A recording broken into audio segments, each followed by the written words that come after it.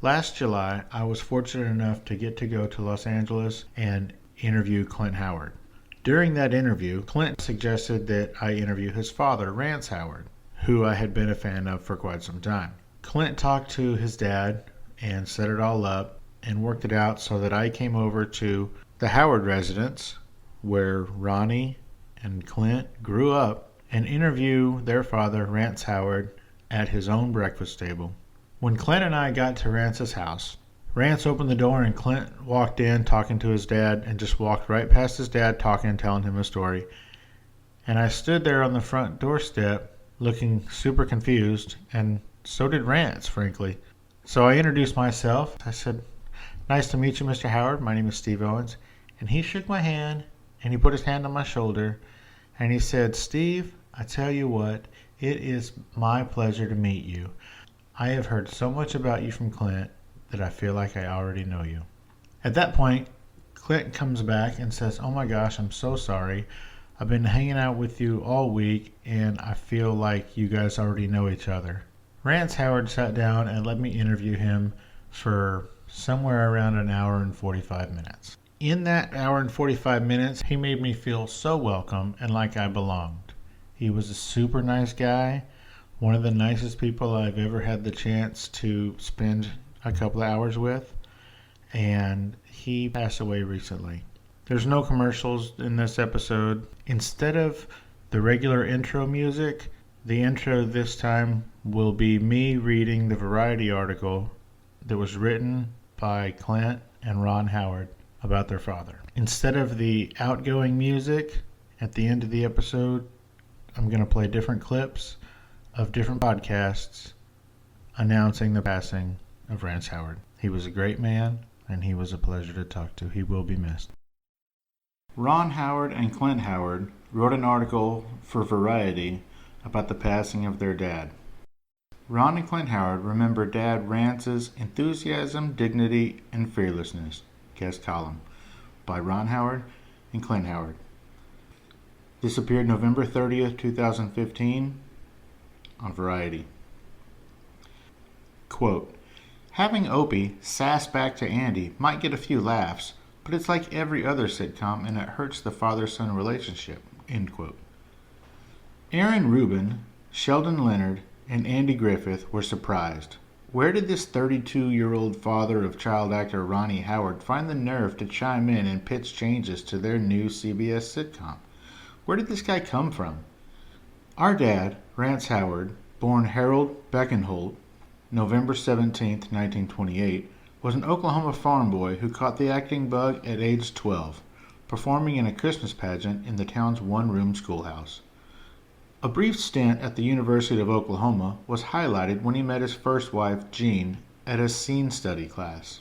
They married in Kentucky while touring as actors in a children's theater company and ultimately landed in New York.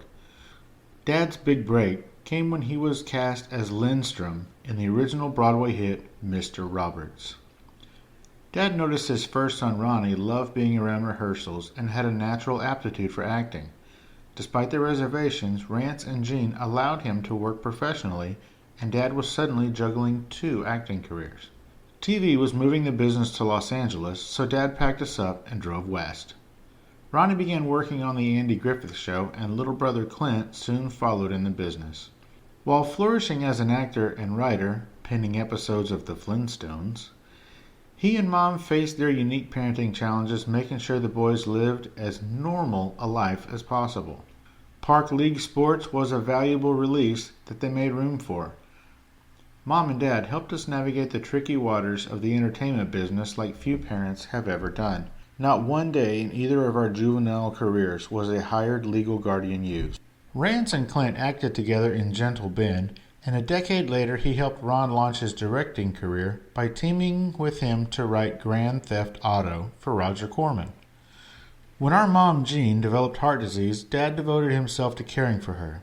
Sadly, he had to say goodbye after a 52-year journey. He met playwright Judy O'Sullivan and was blessed with a second loving marriage before Alzheimer's took her earlier this year. Dad joined SAG, the Screen Actors Guild, in 1949 and acted in over 140 films and 177 television shows. From Zane Grey Theater through Chinatown, Ed Wood, X-Files, Alexander Payne's Nebraska, and leads in Broken Memories and the upcoming Appleseed, Dad continued to evolve his craft. The effects of West Nile virus led to a rapid decline and ultimately heart failure. He wrapped his final acting role and was stricken 36 hours later. He was 89 when he passed. Oh yeah, back to 1960. After a lunchtime confab with the producers, Andy Griffith approached the 32-year-old father from Oklahoma to reply to his post-read-through comment. "You're right, Rance. Instead of the usual sitcom approach, we want to base the relationship between Andy and Opie on what we see with you and Ronnie. I'm glad you spoke up." The men shook hands and remained friends their entire lives. Dad faced life and the travails of the entertainment business with enthusiasm, dignity, and fearlessness. For that, we will be forever grateful. Ron Howard is an actor, Academy Award-winning filmmaker, and fellow actor Clint Howard's older brother. Their father, Rance Howard, died on November 25th, 2017. Okay. Rance Howard, thank you very much for your time. Steve, you're welcome. I'm happy you're here. Good to meet you. My son Clint has talked a lot about you. Clint is a super nice guy. That's one of the reasons that I wanted to meet you. I don't know if you know this, but probably 6, maybe 8 weeks ago, I wrote you a letter, and in that letter, I basically just thanked you for raising such great kids. I mean, I haven't met Ron, but by all accounts, he's a great guy. But this guy over here, I've gotten to know him decently over the past year and a half or so, and he is just the sweetest guy. He picked me up from the airport. He let me stay at his house. I mean, I've hung out with him just about every day that I've been here, and he is just the nicest guy. Well, Steve, I'm glad to hear that. It doesn't surprise me because I had lunch with him yesterday, and it made my day, He's a great guy just to hang out with. He really is. I've had a lot of fun just hanging out with him, and I don't really know what I expected, but I'm not from here. I've never been here before, California, and all you hear about is, I guess you only really hear about it when somebody is an ass. Yeah. And I've never heard that about any of your clan. Yeah. And so, I just couldn't get over how nice this guy is. So thank you for doing a wonderful job raising this guy. I appreciate that, Steve. And I had a wonderful wife who was Clint's mother. Mm-hmm. And she had a lot to do with raising both of those boys. So I appreciate all of the credit, and they are good guys. Her name was Jean, and Jean really deserves a lot of credit. Now, she was an actress, right? Yes, she was. So at one point, I'm imagining all 4 of you were employed actors? Yes, we were. How difficult was it? I mean, that was before cell phones, before computers, really. Maybe even before answering machines. Like, how did y'all get all that accomplished? Just surprisingly easy. Really? Yeah. And in fact, I can't remember there ever being really a problem. Before we had answering machines, we had what they call an answering service. An agent would ring our number, the answering service would pick up and take the message. Later, when any of us would come in, we'd call the message service and say, "Any messages?" And if there was a message, we get the message. And so that was the least of our problems. Wow. That's really cool. And you kept them in public school?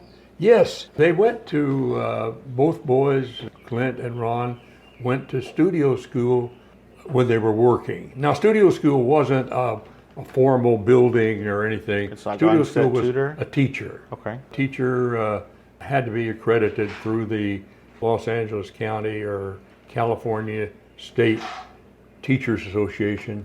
So they were really good teachers, accredited teachers. They would come on the set. If the boys, they knew they were going to be working that day and would have a teacher, they would bring their assignments from public school, and teacher would help them with their assignments. Ron, he worked on the Andrew Griffith Show he was on that show 8 years. Was that filmed here? Yeah, over in Hollywood. Okay. It was called the Desilu Cahuenga Studio. Okay. On Cahuenga Boulevard between Melrose and Santa Monica. He had the same teacher for 8 years. So while the show was working, he went to the studio teacher. And then when the show went on hiatus for the season. Ron would go back to public school, and Clint would do the same thing. Just out of curiosity, why did you keep him in public school versus a private school? Well, my late wife, Jean, checked it out. She thought Burbank Public School was a good facility. And I don't know, first of all, public school is free, private school is kind of expensive. And at that time, I would put any studio teacher up against any public school teacher or any private school teacher. And I'll bet you the public school teachers would be better, if not more, equipped to teach their students. So anyway, that was a long answer to a nice short question. Let's shift gears a little bit. So you grew up on a farm, is that right? Oh yeah, I sure did. Some people call it a ranch. Okay. Ranch sounds a little romantic, but Well, I think of ranches mostly cattle. Yes.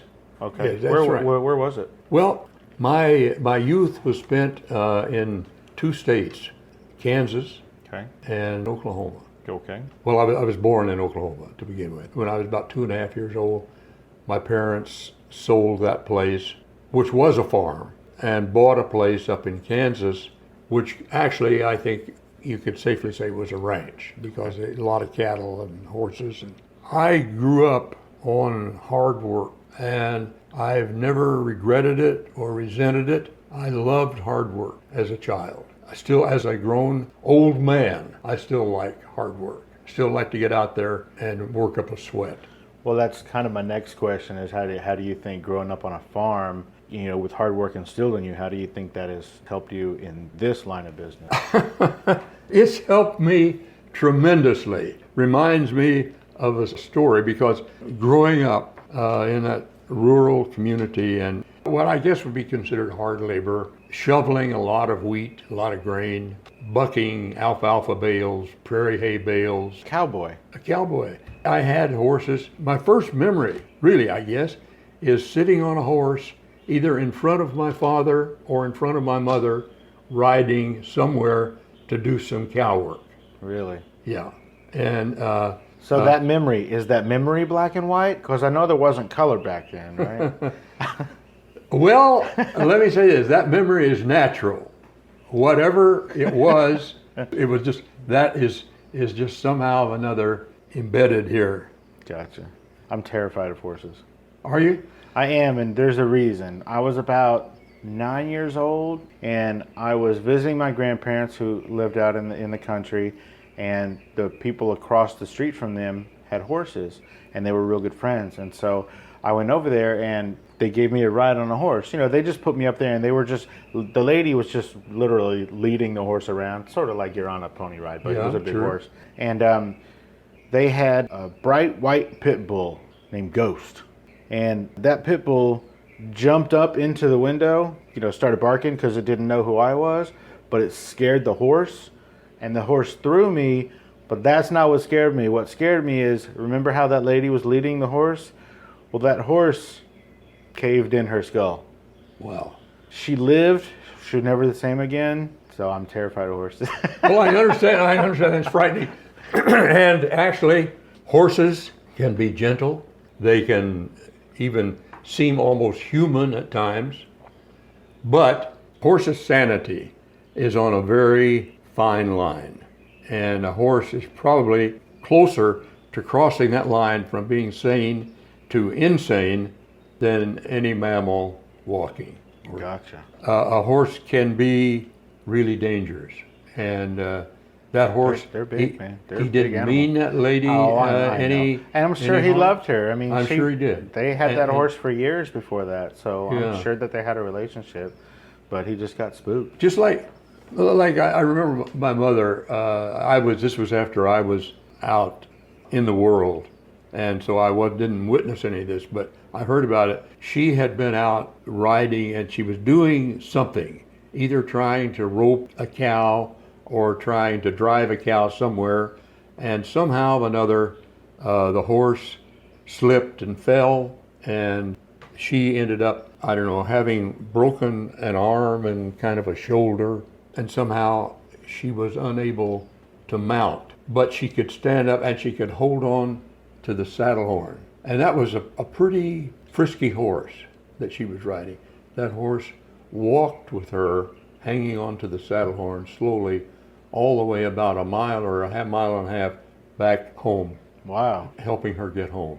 Well, that is super sweet. It really is. It shows you how they can just be, as I said, almost human. So you grew up on horses, Yeah. on farms and ranches. I think I interrupted you, and I don't think you got to finish how you think that growing up on a farm Oh yes. informs oh your work, yes. your Well, work ethic. it you know, Steve, it taught me so much. It taught me what really hard work is, which reminds me of a story. There was a wonderful character actor who won an Academy Award named Ben Johnson. Okay. Ben Johnson and I went to the same little one-room country school, not together. He was about 10 years ahead of me. Okay. When I got there, Ben Johnson had been there. His dad was a world champion steer roper at one time. Really? Yeah. Yeah, actually, in a way, my family's fairly close to Ben's family. At one time, when my mother was I guess probably a teenager, she actually dated Ben Johnson's dad. Now, Ben Johnson's dad was a cowboy, and his name was also Ben Johnson. Okay. And Ben Johnson's dad and an uncle of mine, a guy named Coit, Uncle Coit, were good buddies. Together, they drove a Model T Ford and pulled a trailer hauling Ben's horse out to somewhere in either Wyoming or Montana, where Ben rode that horse and used him, I think his name might have been Ribbon, in that world championship roping. And that's where Ben Johnson's dad became world championship steer roper. And then eventually Ben grew up and became world champion calf roper. So anyway, Ben really knew what hard work was, and he came, out of the same Oklahoma dirt that I did. Anyway, Ben, as you know, became an actor and won Academy Award, did a lot of movie work. And actors, I don't know if you know this, but they have a tendency to, as soon as they get their belly full and have a little money in their pocket, they start to complain a lot. They can bitch and moan and carry on about almost anything. The call was too early, or My trailer was too small. that's always a problem. Dressing room too small, just all kind of problems. And Ben would sit around and listen to this, and kind of smile. And once in a while he would speak up and say, "Boys, I'll tell you something about this acting business. It sure does beat working." And that's the way I feel about it. And it makes me, having had that experience, having worked, I'm talking about hard work. I don't know, for some reason, I liked it. I really liked it. I don't know whether it made me feel like I was growing into a man, or I'm not sure, but I just loved it. But I still do. I grew up loving hard work. So anyway, what did that do to me? It made me very tolerant of sometimes the long hours that actors have to put in, sometimes the bad weather that we face. Sometimes it can be really freezing. But if it's on the shooting schedule and the camera will roll, you're out there, where it's cold. Or you're out there, if it's not raining and it's a rain scene, someone is spraying water on you, you are subjected to some of the worst possible conditions imaginable. And you tolerate it. You do it. Well, because I love it. There's nothing I would rather be doing. Right now, I'm enjoying sitting here talking to you because in a way, I'm performing. In a way, I know that somewhere there will be a public listening to this, and it's giving me an opportunity, and I love it. I love performing. So anyway, the hard work and those conditions and everything prepared me to really enjoy what I have to do to be an actor. How old were you when you decided that this was what you wanted to be? I'm glad you asked me that, because I can tell you, I was going to same little one-room country school that Ben Johnson had gone to, and I was in the 7th grade, and every year they put on what they called their Christmas program. Okay. Our nearest town was like 7 miles away, and they had a movie there probably on the weekends. This would have been like the 40s? This was probably either 40, 41. Okay. Yeah. The point I want to make, because there wasn't much entertainment. We didn't have television. We had a party line. We could listen on the telephone. Listen to everybody else's phone calls? Right. We had radio.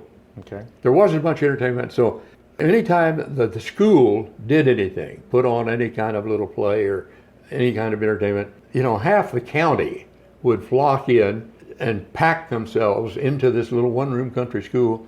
And if they couldn't get in, they'd stand outside and look in the windows. Wow. So that had to be intimidating for the child actors on the stage, right? No, I don't think so. I can't speak for them. Okay. It wasn't for me. I don't know. There was something about, there's a crowd. There's a good crowd. They want to watch the show. So anyway, the teacher came to me and she said, "Now we're going to do this little. It's a 4-character play, 1 act, and we're going to do that. It's going to be part of our Christmas program, and you're going to play this part." She didn't say, "Would you," or "Will you," or "Are you interested?" She said, "You're going to play this part." Back then, adults had a little more authority than they do now, and they didn't have to ask little kids if they wanted to do something. Absolutely. That's a good point. Adults had lots of authority, and They were respected a lot more. a lot of adult teachers could really wield a paddle without any excuses or, "I'm sorry, but I hate to do this, but," Right, yeah. So your teacher said you're going to play this role. Right. Okay, it was called, the name of the play was The Hired Man, and I was the hired man. Yeah? Yeah, I was the hired man. Wow. Yeah. Now, A leading man so young. well, that's right. That's right. And my boss was the farmer, and his wife, then the 4th character in the play, was the farmer's niece, who was being sent out here from the big city to, apparently she had had some problems or something, and her mother had sent her out to stay with the farmer and perhaps help straighten her out a little bit. So the farmer was going to send me into town to meet her at the train and impress her and bring her home, and to do all I could to make her comfortable and make her enjoy this farm life. He had lots of instructions. Of course, my character wasn't all that bright. I had a little trouble understanding exactly what the farmer wanted me to do. Sure. And he got a little frustrated from time to time trying to explain to me what I was supposed to do. Steve, I'm going to throw this in because some people might know what I'm talking about. Back when I was a kid, actually before I even started at school, they had tent shows that would come through town, and the tent shows were sometimes called medicine shows. Okay. They would sell medicine, cure-all elixirs or something, And then they would also do a play, do entertainment. Well, and these were also known as Toby shows. Toby shows. Okay. Because the leading character was funny, and he was almost a clown. Not quite in clown makeup, although he wore a fright wig with his hair sticking straight up, loud pants and a loud shirt, and definitely loud suspenders, holding his pants up, which sometimes fell down. Sure. So anyway, this play could almost have worked as a Toby show. Really? Yeah. I say that because some of your listeners may know what a Toby show is, and that would help them understand what I was doing. Gotcha. Okay. I went ahead and I learned the dialogue like the teacher had told me to. And we didn't have a lot of rehearsal. We had a little rehearsal. We didn't have a stage, just on a level floor. The stage was where the teacher usually kept her desk. Okay. And so when we did Christmas programs and things like that, we just moved the teacher's desk out of the way. And behind the teacher, kind of along the side, were blackboard. And that's where we did a lot of work on the blackboard. And also at Christmas program, it wasn't just the play. Some of the students recited poetry. They sang Christmas songs, did monologues, things like that. There was a wire stretching from one wall to the other. And on this wire, the teacher had hung 2 bed sheets for curtains. So the curtains would close and open with the help of a curtain puller. Sure. So anyway, this was shortly before Christmas. Program opened. Finally came time for the play. And we got the stage quickly set up for the play, and curtains open. I came out and said my first line of dialogue. Now, I wish I could remember what it was. Man, I thought you were about to deliver it, and I was going to freak out. I cannot remember, but I came out and said it, and the audience laughed, gave me a good hearty laugh. Now, I hadn't had any really acting experience before, and I kind of waited for the laugh to kind of subside, and pretty soon I said something else and got another laugh. Now, there is a thing that happens sometimes doesn't happen to all actors. Happens to me sometimes. Still? Yes, still happens sometimes when I'm really lucky. It's kind of a transference. When I cease being myself and become the character I'm playing. It's like I have suddenly stepped into that character's skin, and I'm that character. And when that happens, I don't have to worry about dialogue. The dialogue is all right there. I can do things. I can take a drink of water. As the character? As a character. And everything I do, I do as a character. Now, I don't change the blocking or the staging. I change it maybe just a little bit to make it really natural, you know? Maybe instead of just sitting in a chair, I might sit straddle of a chair or something like that. Just something really, really natural that a person would normally do. Also, when that happens, when that transfer takes place, it's kind of a jolt. It's hard to describe. Is it like energy? It's energy, but it's a feeling that you get. Kind of almost, in a way, inner strength. Sometimes it's almost like orgasmic. Okay. That kind of a thing, kind of a release when suddenly you're so free. And doing this play, memorizing it, it's not a responsibility. You're suddenly having fun. And anyway, that happened to me. And God, the audience, they applauded and laughed. And there's people peeking in the windows? People outside looking in the windows. The place was absolutely packed. And of course, laughter is infectious. When something is funny and some people start laughing, they can hardly stop. Well, Steve, that was a terrific 10 or 15 minutes in my life. So that was the moment you knew? So you've known since 7th grade Yes. what you wanted to do? Exactly. When it was over and finally the whole program was over and, people were standing around and guys were coming up, men, neighbors, some I hardly knew and some I didn't know, slapping me on the back, patting me on the head, say, "You're a mighty fine chore boy." Oh, Well, that is fantastic. yeah, the compliments. It was so just fantastic. I'd never felt so exhilarated in my life. It was like I was up on cloud 9. So I came home and finally fell asleep thinking about it and woke up in the morning thinking about it. Suddenly it came to me, that's what I want to do with my life. I want to be an actor. I want to feel that. I want to do that. And When I was in 7th grade, I didn't know what I wanted for breakfast, and you knew what you wanted to do for the rest of your life. I found out that night. I mean, That's amazing. yeah, it just happened to me. And so, Steve, from that day forward, I'm still trying to do that.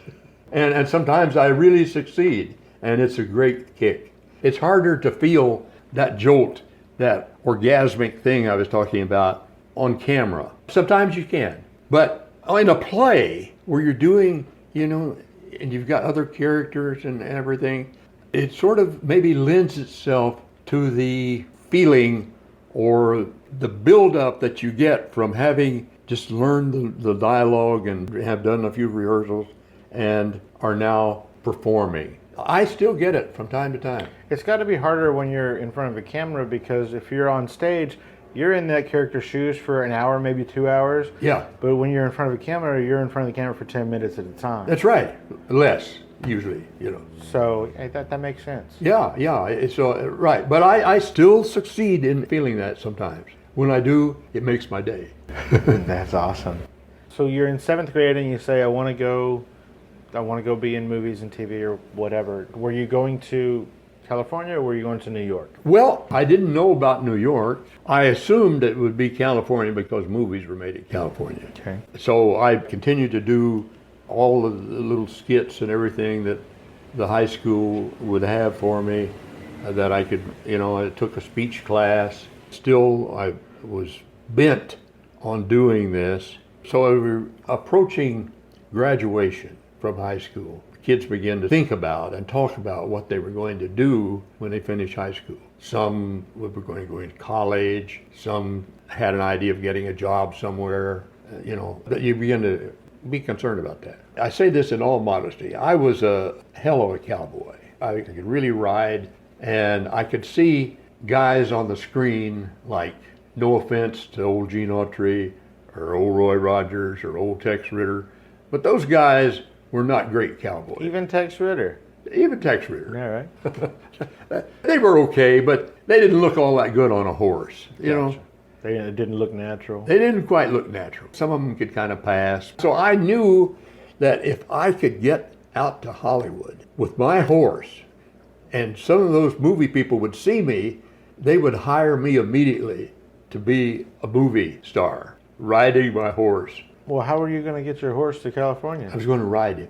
Oh, okay. Yeah. Now, I was pretty naive and maybe not that bright, but that's what I thought I'd do. I thought I could ride my horse out to Hollywood.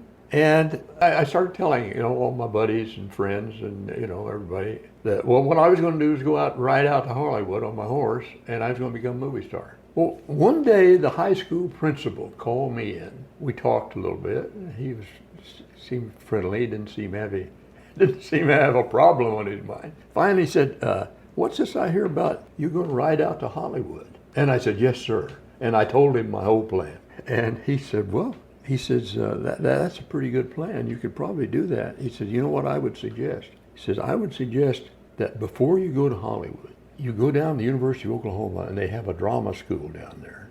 Enroll in the drama school and learn something about acting. And so when you get to Hollywood and get in front of a camera, you'll have some idea what to do. And he said, I think that would be my advice to you. And I said, well, thank you very much, sir. And checked out everything he said. Yes, they had a good drama school. I talked to my folks. My dad, he gave me the horse laugh. He thought that's the funniest thing he ever heard of. Going to school or riding to California? Riding. Oh, okay. He thought that was ridiculous. And thought if I was going to go to school to learn something, I ought to go there. He said I could make a hell of a veterinarian or something like that. But, learn something useful. Useful, absolutely. Gotcha. Practical. Practical. But the idea of me being a movie star, ho, ho, ho, ho. In fact, he thought it was so funny. Sometimes we'd be driving down the road and a neighbor would be coming the other way, and he'd wave the neighbor down and say, hey, Charlie, how you doing? Okay, how about you? Oh, pretty good. Guess what this feller wants to be? He wants to be a movie star. Oh. And of course, I guess a good laugh from Charlie, the neighbor, too, Oh, that's awesome. Well, went down there and enrolled in the drama school at the University of Oklahoma. And I began to learn about New York, about Broadway, about real plays, where a legitimate play would run for maybe from 2 or 3 years. Opened up a whole new thing. I hadn't even hardly heard of New York, much less Broadway and Broadway plays. And I started reading plays, and then at OU I was acting in plays. Suddenly I changed my idea from being a movie star to being a Broadway actor, a stage actor, and of course all the teachers and everything, they placed great emphasis on stage acting.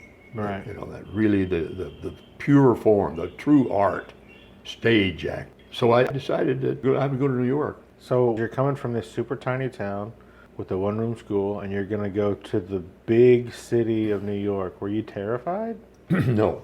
Now, let me fill in a little bit. I gained a lot of confidence in my ability as an actor to make a living in the business. Well, one time I had come home from college for, a weekend or Christmas vacation or something. My dad said, well, do you still think you could make it as an actor? Are you still sure? Are you still sure you could make it as an actor? And I said, well, Dad. Was this on the phone? No, this was there at home. I was just wondering if it was on the phone and half the town was listening on the party line, just laughing. That would have been good, but I don't think so. I said, well, Dad, to tell you the truth, I am less certain that I will make it as an actor, but I am more determined than ever. That's a good answer. Yeah, he didn't hardly know how to take that. Well, I had friends at OU. I met a girl at OU who eventually became my wife. How did you meet her? Interesting question. One day, it was during some rehearsal, and out in the green room, I was out there, and there was this girl. Her name was Jean Frances Spiegel, and she really, really, really not only caught my eye, but caught my heart. She had just come into school. I hadn't had a chance to meet her, and I was just awe-stricken. Now, my friend Dennis Weaver. Dennis Weaver, why does that name sound familiar? Well, Dennis Weaver, you know who Dennis Weaver is. I do. But Dennis Weaver, well, of course, I mean, he played Chester on Gunsmoke for 9 years, I think. And then he was in, oh gosh, wish I could think of it. He was in, what was that? He was in a, not Matlock, that was Andy Griffith. Perry Mason? What? But was it Perry Mason or Columbo? No, it was one of those, but it was, what? McLeod. McLeod. He played McLeod. There it is. That was Clint you just heard from. Thanks, Clint. You're welcome. Anyway, and so he was well known as McLeod. He was there in the green room, and he probably maybe could see that I was kind of smitten by this beautiful redheaded girl. And finally said, say, by the way, do you two know each other? And I said, no, I don't. And she said, I don't either. And he said, well, and he introduced us. So we were introduced by Dennis Weaver. So Dennis Weaver introduces you two. You two eventually get married, have children's. If I'm correct, the guy who introduced you to your wife played your son's father? Was he on Gentle Ben? Yes, absolutely. Well, get right on out of town. Yep. That's a really cool circle. Yeah. And another little curlicue in the circle is that in Gentle Ben, he played the game warden. I played the game warden's sidekick. Yes, a you character did. named Henry Boomhauer. You wrestled some animals back then. You rolled around in the mud and. That's right, alligators and you got busy. bears, and yes, I did. Let me ask you this. I'm sure you hear this all the time about the bear, but was the little boy real? The little boy? Yeah, was the little boy real, or was that just a man in a little boy suit? Oh, that was Clint. Oh, okay, gotcha. I know people ask all the time about that damn bear. Oh, well, Clint, he had a way with bears. When Clint went to audition for that, it was going to be a movie called Gentle Giant. Okay. And when Clint went to audition, he went out to a place where an animal compound where they had a lot of bears and a lot of other animals. Ivan Tors and some other guy owned this place in partnership. Clint went out to do his screen test with the bear. Was it the same bear? Yeah. Okay. That's the interesting question. They had a couple? They had 4 bears. Okay. Just anybody that knows Gentle Ben and is watching, they had the main bear, who was actually, his name was Bruno. His real name was Bruno. His brother's name was Smokey. They used Smokey when they need to have a bear fight. When 2 bears need to fight, it was Smokey fighting Bruno. Okay. And then they had another bear who liked to swim, and his name was Smokey. He was great in water. And then they had another bear named Buck, who was a little smaller than either one of the other bears, but he was fast. Anytime you saw the bear really racing through the jungle, it was Buck, because Buck could run like lightning. That's funny. So Clint was doing this, he had a long monologue where he's kind of hugging the bear and talking to him and just going on and on, had about a half a page of dialogue. Where he's talking, they knew they wanted to call the bear Ben at that time, and talking to Ben. Now, when a bear gets bored or gets restless, sometimes he's standing there and he starts slinging his head back and forth, kind of rocking on his front legs, swinging his head back and forth like that. And Clint is still hanging in there trying to do this monologue to the bear. And finally, now the bear wore a chain around his neck for a collar. Okay. Finally, Clint grabbed the bear on each side of his head, grabbed the chain around the bear's neck, and just looked him right in the eye and shook him like this and said, "You listen to me." And the bear stopped slinging his head. And Clint went ahead and finished his monologue. Well, I'll tell you, that won him the part, if nothing else did. Oh my gosh, that's amazing. It's tremendous. And how old is he at this time? Like 7 or About 6? 7. Yeah. Oh Yeah. my gosh, Yeah. that's crazy. Yeah. There were great animal trainers. They're really good. Monty Cox and Vern DeBoard and another guy who was great, and I can't remember him right now, another guy named Al Metz. They had control of the bear. The bear recognized that these guys were in control. Now, somehow or another, they could pass that control on to Clint. So when Clint is there doing a scene with the bear, talking with the bear recognizes that Clint is in control because these guys have somehow passed this control on to Clint. And the bear recognizes it. He wouldn't do anything, to Clint that he wouldn't do to the handlers, the trainers. That's amazing. It is. So Clint, during the run of the television series, during the run of the movie too, Clint had control of the bear. Wow. So you and Clint are in Florida filming this? Right. And Ron and Gene are here. Ron is doing the Andy Griffith Show. He's doing Andy Griffith Show. And y'all did all of this without au pairs or babysitters or just y'all? Y'all didn't hire help? That's right. Even though you started off as the hired man, right, you didn't have hired men and women to help you do all this. We didn't have hired people. No. I mean, when the kids were I bet that's a big reason why they turned out so well. Possibly. Y'all were there. Because they always had, they always had parents for security and guidance, and could be. Anyway, yes, but to answer your question, yeah, Clint and I ended up in Florida working on Gentle Ben, and Ron and Gene, they were here, and Ron was doing the Andy Griffith Show. Ivan Tours, when Ivan wanted to sign Clint to do the series, I said, this is difficult because it breaks our family up, and I will be with Clint, and Gene will be in California with Ron. Ivan Tours was a very big-hearted, generous man. He said, I will make arrangements with an airline named National Airline. Okay.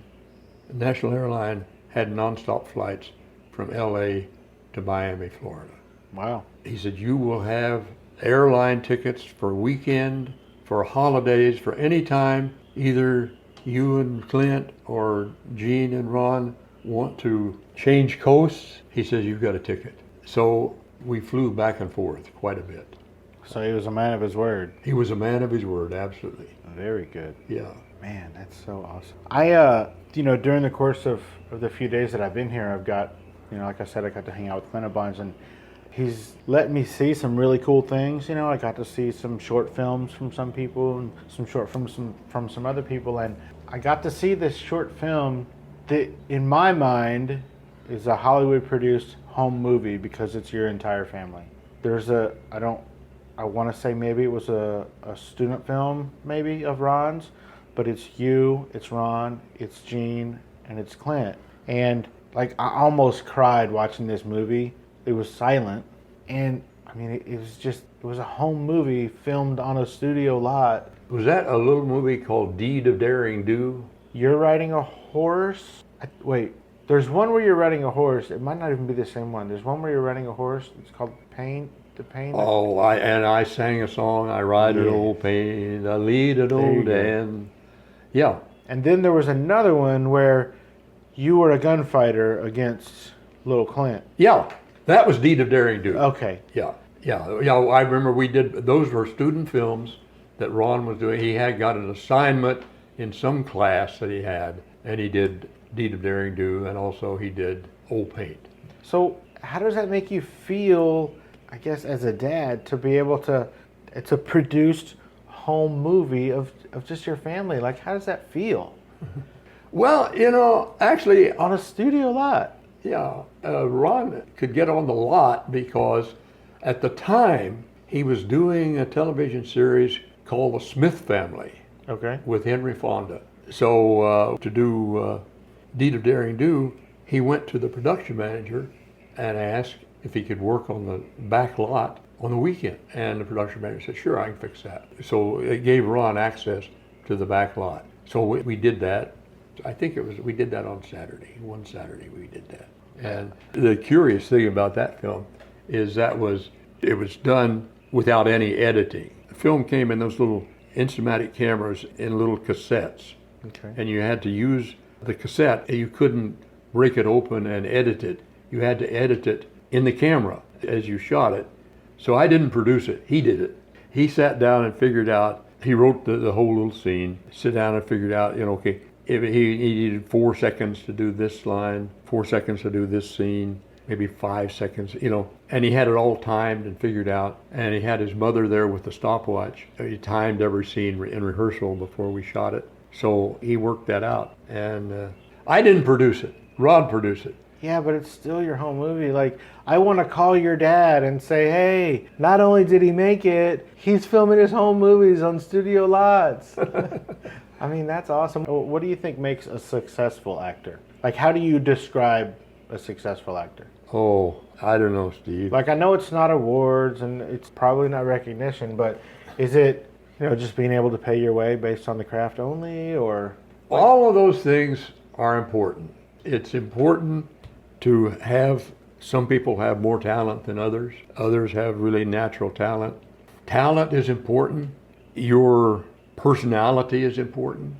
Actors can ride way up the successful ladder on personality.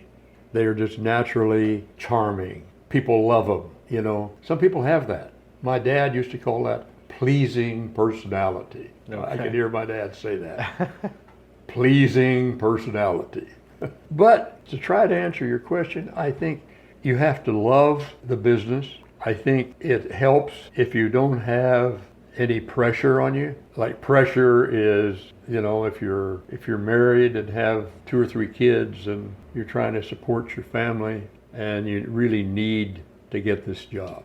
That puts a lot of pressure on an actor. And some people do it. Some people don't either recognize the pressure, or the pressure doesn't bother them, or they forget about it. When you're up there and you're actually in that zone I was talking about, that orgasmic zone, Yeah. You can do it. But you have to have great tenacity, great determination. And it's a combination of a lot of things.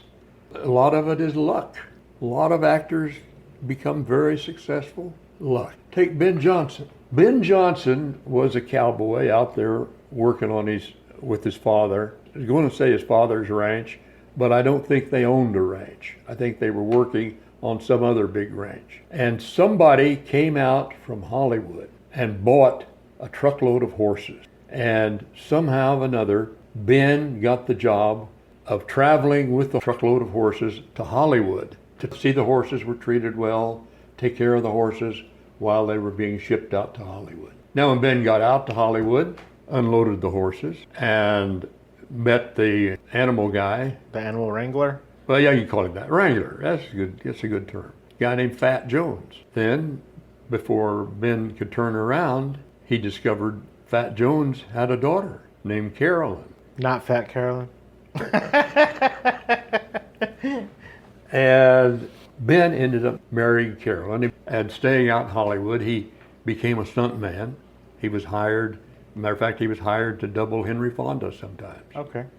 And before long, he was acting. He got first movie I ever saw him in was Mighty Joe Young. I think he had done things before then, but I saw Ben in Mighty Joe Young. So that was luck that Ben was able to get a job riding out to Hollywood to take care of the horses. Do you think he manipulated himself into that job, or do you think it was really just random? Do you think he had a hand in it? Good question. I think it was an accident. I think that probably Ben's dad didn't want to go out to Hollywood on a truckload of horses. Right. And they probably didn't have anybody else handy that they would trust to go out there with a truckload of horses. And so I think Ben kind of fell into the job. Very cool. What did he do? Well, he grew up and he worked in a lot of movies. He won an Academy Award, and he was a very successful actor. So were you friends with him? Yeah. I think you were also friends. Tell me about your relationship with the Bad. Are you friends with the Bad from The Good, the Bad, and the Ugly? Are you talking about Lee Van Cleef? I am. Yeah.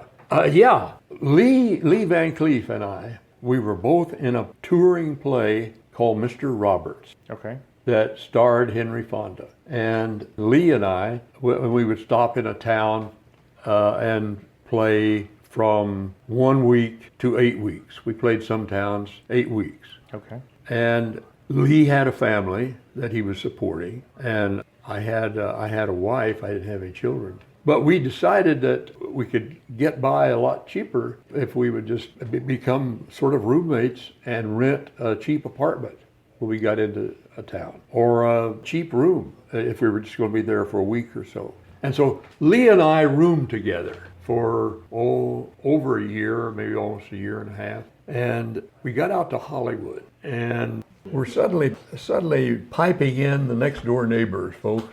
It's actually Clint. Clint's on the phone outside. So anyway, So you guys decided it'd be cheaper if y'all got an apartment? yes, yeah, and we were doing that, and we were good friends. We got to Hollywood, and somebody, I think an agent named Earl Kramer, who was probably Stanley Kramer's uncle, Oh, okay. came to see Mr. Roberts and knew that they were going to do High Noon. So he recommended that they being Stanley Kramer and the director, meet Lee Van Cleef. And they met Lee. And of course, Lee had a great look for, a bad guy, ready to hire him. And somebody said, "Oh, by the way, Lee, can you ride?" And Lee said, "Oh, yeah, sure I can ride." I have a saddle in my trunk. At any rate, he got the part. Then he came to me and he said, "Hey, I got this part in High Noon, but I've got to know how to ride. Could you teach me to ride?" And I said, "Oh, sure." So you taught Lee Van Cleef how So to I ride a taught horse? Lee. Yeah, we went up here to a rental stable on Riverside Drive, rented a couple of horses, and started teaching Lee to ride. And when he started out, he was scared of horses. He was so tense, he was just wound tight and so tense. And I finally got him to relax and loosen up, got acquainted with his horse and taught him how to bridle a horse and how to saddle a horse. He was a good student. He caught on very fast. He became known as one of the best riders in Hollywood. Yeah. Wow. Lee Van Cleef. You're welcome, Hollywood. So did you stay friends with him? Yes, I did. Lee and I were friends. A Korean situation was going on, and that back in the days when they still had the draft. Right. And I got my draft notice. At that time, you could, if you wanted to avoid the draft, you could enlist in the Air Force, the Navy, or the Marines. And I decided that I'd been checking it out, and the Air Force people had told me that with my background as an actor, I've been acting professionally for over 3 years, that I could probably get into special services, doing plays, running service clubs, that sort of thing. And so I enlisted in the U.S. Air Force. I was able to work in service clubs and produced a lot of plays, directed, spent 3 years, 11 months, and 11 days happily. Well, thank you for your service.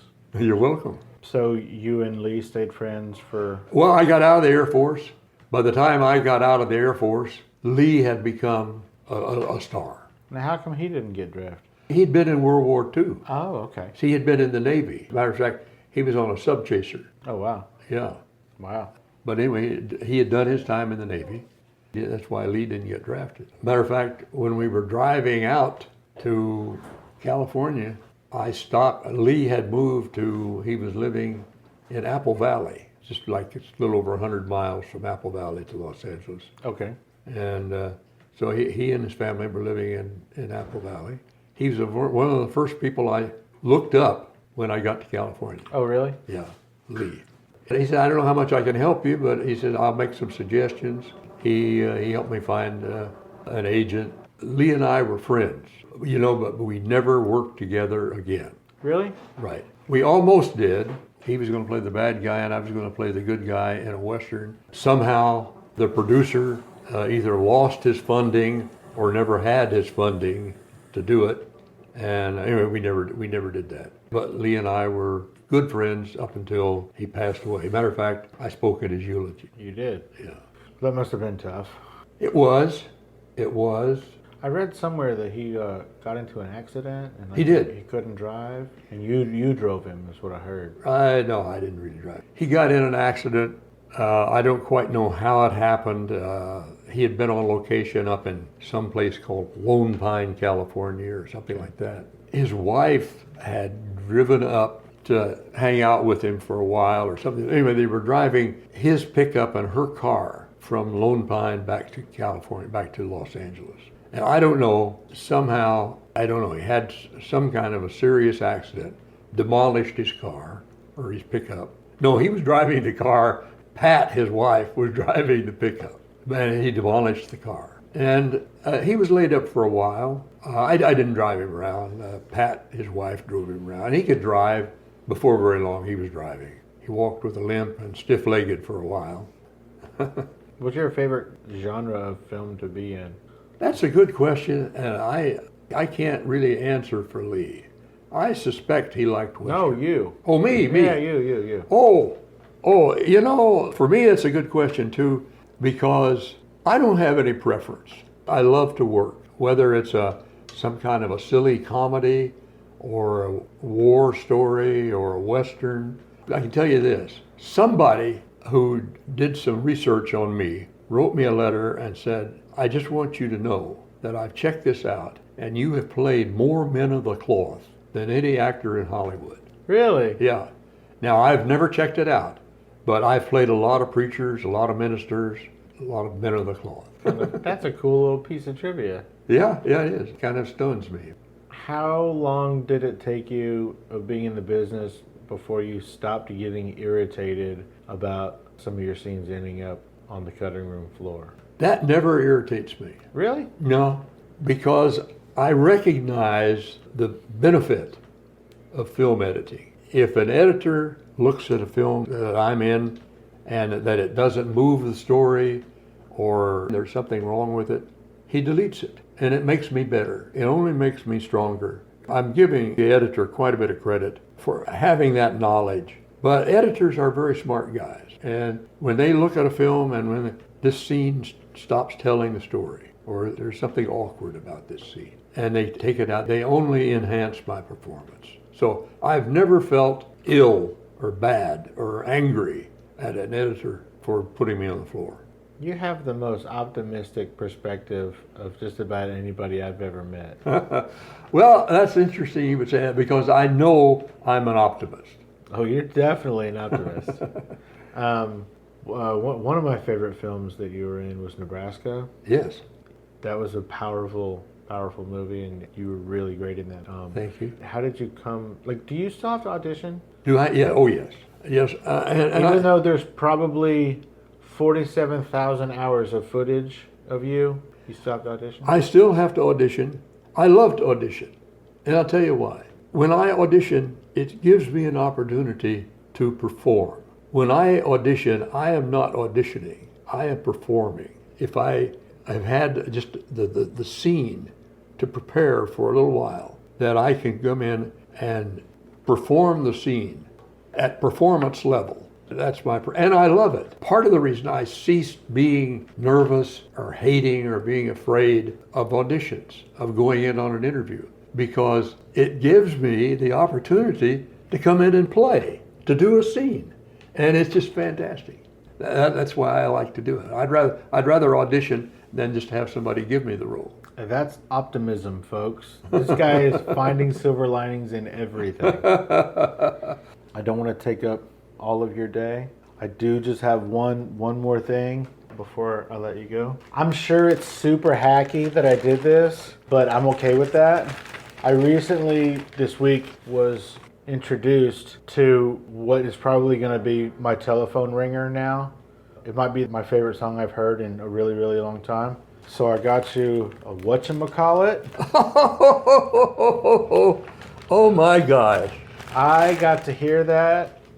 Clint played it for me. And will you tell everybody who's listening what the hell I'm talking about? He's talking about when Clint and I did a television series called Gentle Ben. Ivan Tors wanted to put out an album that would give Clint and I and Dennis Weber and Beth Brickell a chance to perform musically. I am not very musical, and Clint isn't very musical. I don't think Dennis was all that musical. Now Beth, I don't know. Beth might be able to sing. But anyway, in the album was a song called Whatchamacallit. And I don't know if I could remember any of it or not, but it kind of goes like, well, I was walking along like a man can be when I looked up and what did I see? What did you see? It was a whatchamacallit. But a whatchamacallit can be anything you want it to be. It goes on like that. That is wonderful. When I heard that, I just kept making him play it over and over and over and over again. I love that song. There is a little loophole in music rights with regards to podcasting where as long as you're reviewing a piece of music, you are allowed to play it. But I would love to have your permission, because you're the performer. Would it be okay if I played that song at the end of this podcast? Sure. Hey, Clint. Yeah. Can you come here for a second? I don't think you have enough money to get me to try to hit a note. How about if I give you a whatchamacallit? Considering I am a former Kempster, once a Kempster, always a Kempster. You want us to try to take a whack at it? That'd be fantastic. I don't know, Dad. What do you think? I don't know. Well, you got to start, and I think maybe I might be able to feed you. At least we can get a couple, maybe the first verse in and maybe the chorus. On whatchamacallit? Yeah, whatchamacallit. And just we're at a disadvantage because we're not with the good time people right now. Sure. And you can't really operate at your best if you're not with the good time people. Sure. Okay. Well, I was walking along like a man can be when I looked up and what did I see? Looked like something I'd seen before, but I can't tell you what I just saw. It was a whatchamacallit. What's a whatchamacallit? A whatchamacallit is plain to see, can be anything you want it to be. Can be fire and brimstone, evil and hate, and change it all to love, and even change your fate. That's about it. I'm sorry. So, Gotta be, we're bad back then and we're bad now. We're still bad. so I was asking your dad's permission as the performer on the song, if I could play the song after the podcast. Absolutely not. Okay. Of course. All right. Also, there's one in there. Thank you, guys. Is Don't Cry, Little Gator. Oh, Dad's real solo. Really, seriously, Dad came this close to cracking Billboard Hot 100 country tunes. Don't cry, little gator, living in the Everglades. Oh boy, that's about the keys you were hitting there too. Well, Mr. Howard, Rance, thank you very much. Steve, it's this my pleasure. opportunity. You're great to talk with. Well, I really enjoyed talking with you. Thank you. It's an honor to meet you. As far as I'm concerned, you guys are Hollywood legends. Y'all are royalty in this town and in this industry, as far as I'm concerned, and I just really appreciate you taking the time. Well, thank you. I am pleased and honored that you believe that you think that way. And that's what I always strive for. Well, you hit the mark. Thanks again. I appreciate it. Okay.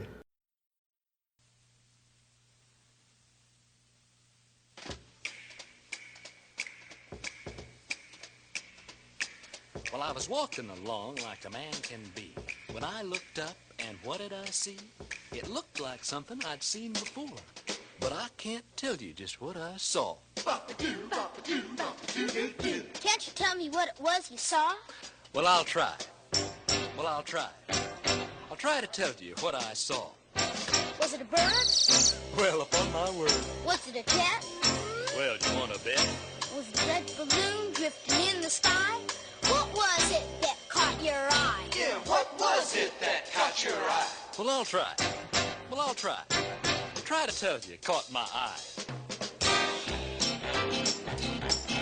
It was a whatchamacallit. A whatchamacallit? Yeah, a whatchamacallit. What's a whatchamacallit? Well, a whatchamacallit is plain to see. Can be anything that you want it to be.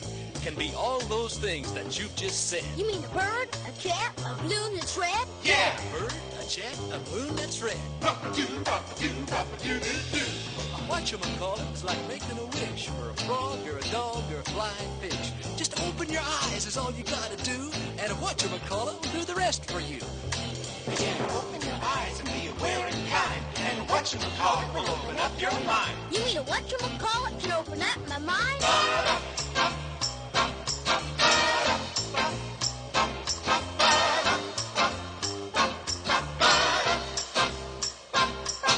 A whatchamacallit is plain to see. Can be anything that you want it to be. Can take fire and brimstone, evil and hate, and change it all to love, and even change your fate. To take fire and brimstone and evil and hate, change it all to love and even change my fate? Yeah, yeah, yeah, yeah, yeah, yeah, yeah, yeah. A whatchamacallit puts hope in your heart, and makes a dream come true right from the start.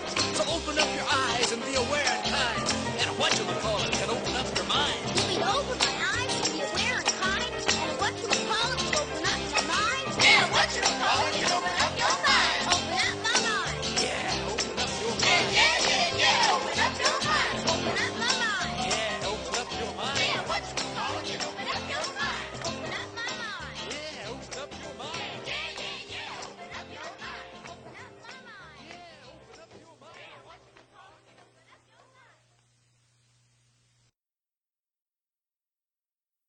The Adam Carolla Show. Veteran Hollywood actor Rance Howard, father of director Ron Howard, actor Clint Howard, he died Saturday at the age of 89. Yeah. Good old guy. And in fact, Mike August told me that Clint and Rance were both being scheduled to come on the show. So Yeah. very sad. Yeah. Ron Howard announced his father's death on Saturday afternoon. He praised his father for the ability to balance ambition with great personal integrity, saying, quote, "A Depression-era farm boy, his passion for acting changed the course of our family's history. We miss and love you." Now, just to refresh your memory, Rance Howard's acting career spanned several decades since the 1950s. He appeared in a lot of Ron's films, including Apollo 13, A Beautiful Mind, Splash, also How the Grinch Stole Christmas, Parenthood, Chinatown. He had quite a legacy. Drew Carson Podcast. Rance Howard unfortunately sadly passed away this week, so this episode is dedicated to him, and everyone here at Terror Firmer Media's thoughts go out to his friends and family at this time. The Fractured Frame Podcast. The father of director Ron Howard and actor Clint Howard passed away on November 25th. Rance Howard was 89. The elder Howard had a long and storied career spanning 60 years and appearing in many of Ron's films in minor roles, as well as movie and TV projects not directed by his son. In a tweet announcing his father's passing, Ron Howard said his father stood especially tall for his ability to balance ambition with great personal integrity.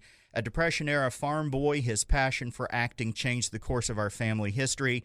We love you and miss you, Dad. Yeah, normally whenever I 60-year think of Ron Howard, I career? think of his brother, but you don't even Oh my think about gosh. Rance. You know? He's been in everything. he's everything. Yeah, when you look at his itinerary and all of his nominations and awards he's got, and you're like, oh, it's that guy. Oh, yeah, Rance. I mean, if you look at his itinerary, Nebraska, Beautiful Mind. I mean, How the Grinch Stole Christmas.